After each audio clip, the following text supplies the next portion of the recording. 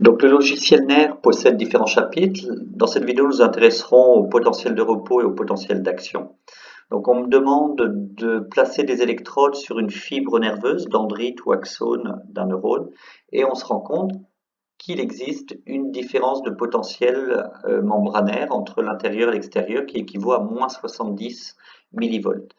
Je vais stimuler cette fibre nerveuse et enregistrer la réponse électrique de la fibre nerveuse et nous pourrons visualiser l'activité électrique sur l'écran de l'oscilloscope qui est ici. Donc une stimulation faible entraîne cet enregistrement.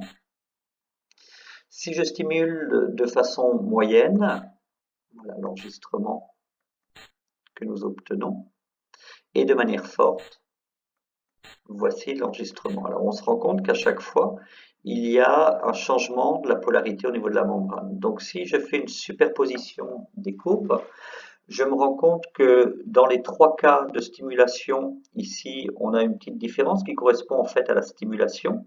Et ensuite, le potentiel de moins 70 varie très peu pour une stimulation faible, varie fortement pour une stimulation moyenne et varie de la même manière pour une stimulation forte. Alors les deux courbes ici sont décalées alors que normalement elles sont superposées.